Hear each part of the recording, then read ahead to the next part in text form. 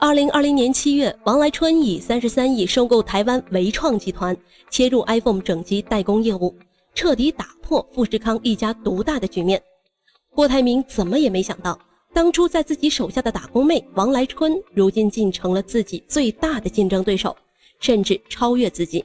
而王來春僅僅是個初中畢業的農村女孩，僅用20年時間，從富士康流水線作業員到創立市值4000億公司，甚至竟然公然搶富士康飯碗，他是如何做到的呢？1988年，郭台銘看中了深圳這座城市的發展前景，於是他迅速在深圳建立富士康旗下的內陸第一家廠——深圳海洋精密電腦插件廠，隨即從澄海、潮州、豐順等地招來了150名首批員工，其中就有王來春。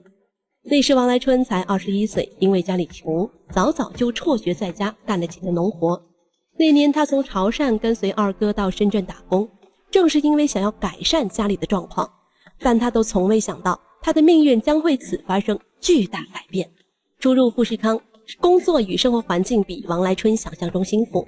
白天上班時，他們在悶熱的車間一坐就是10幾個小時，在流水線上重複着枯燥無味的工作。有時候電力供應不穩定，為了趕訂單，即使在半夜熟睡中也得掙扎着起床趕到工位。然而在這樣辛苦工作的環境下，員工的生活條件卻極其不對等。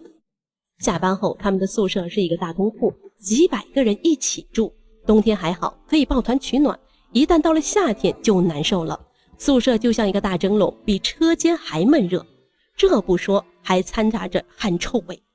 在這種高壓與生活環境不對等的情況下，很多工人受不了，陸陸續續走了，唯獨王來春留了下來，因為此時他正在被一個男人的魅力深深吸引，他就是郭台銘。郭台銘以軍事化管理而著稱，本人當過兵，是個嚴格律己、身先士卒的人。富士康創業之初，他常常親自出馬上台演講培訓，沒有誰是天生窮命。郭台銘在台上對着自己的員工說，這話不管在過去還是放在今天，給年輕人聽了以為老闆在畫大餅，然而王來春聽了卻放在了心上，並且深受鼓舞。一個人能否成功，就看他相信什麼。郭台銘在演講中曾說，很多工人聽了不以為然，但王來春卻將郭台銘的一言一行視作金玉良言，並付出實際行動。不僅如此，郭台銘的作為也影響着王來春。有時候為了趕訂單，郭台銘不惜親自上陣，在生產線上3天3夜不休不眠。有時候王來春一大早到車間，就看到郭台銘就在工位上，內心極為震撼。就連老闆都這麼拼，自己又有什麼理由偷懶呢？王來春深深被鼓勵着。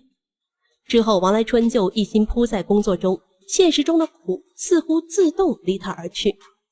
儘管當時他只不過是流水線上一個打螺絲的普工，但他十分上進，經常去嘗試不同的工位，總結經驗和方法，手裡的活計也越來越好。而且廠裡提供的培訓他也從未缺席。後來他成為立讯精密的董事長後，回憶起這段日子，不禁感慨，我沒有混過一天日子，除了工作就是學習。隨着時間推移，是金子總會發光。王來春表現出的拼勁被郭台銘看在了眼裡，他對這位姑娘十分欣賞，給她提上來做管理。之後王來春一步一步升遷，最後做到了科長位置，手下管理者幾千人。就在當時，這是大陸工人在富士康升職的天花板。一晃眼，時間匆匆而過。1998年，王來春在富士康打工已經10多年，對每個工種每道工序都十分熟悉，在管理上也頗有心得。多年的管理磨練使他眼界也越來越開闊。那年他敏銳察覺到中國代工廠即將迎來大爆發，這樣他的心蠢蠢欲動。既然每道工序自己都了如指掌，那何不出來單幹呢？32歲的王來春決定辭職出來創業。據說當時郭台銘非常支持，給予很大的鼓勵，但是王來春的父母卻極其反對。你一個女孩子非要出來瞎折腾什麼呢？他們非常不理解。就在家人都反对的时候，只有二哥王来勝義無反顧地站在他這邊，並拿出所有積蓄支持他。王來春非常感動，日後我賺多少一定和你对半分。他对二哥许下这句话。離開富士康後，王來春帶着二哥辦了一個代工小廠，名叫全盛，專門做一些電子連接線、連接器，承接一些小公司的訂單。當時香港受亞洲風暴影響，很多公司支撐不下去，到處都是便宜資產。王來春看準了這次機會，立即把香港立訊電子公司收入囊中，從此全盛才改名為立訊精密。2002年，富士康的電子產品訂單暴增，但是產能卻提不上來。這樣王來春看到了機會，他立馬聯繫老東家，想要承接富士康做不完的訂單。郭台銘這會正愁着沒幫手呢，隨即兩人一拍即合。此後富士康做不完的、不做的訂單通通湧入王來春的工廠。此外，立訊精密還給富士康進行貼身服務，富士康工厂開到哪裡，王來春就把工廠開到哪裡。立訊精密與富士康進行了深度捆綁，所以外界一直稱立訊精密為小富士康。背靠着富士康這個大樹，立訊精密快速發展，僅僅6年後就登陸 A 股，成功上市。王來春也從不避諱富士康對他的影響，在其公司車間裡幾乎貼滿了富士康語錄。創業之初，管理方面幾乎照搬富士康那一套，除了在企業文化上深受富士康的影響外，在資金上也得到了郭氏家族的真金白銀的支持。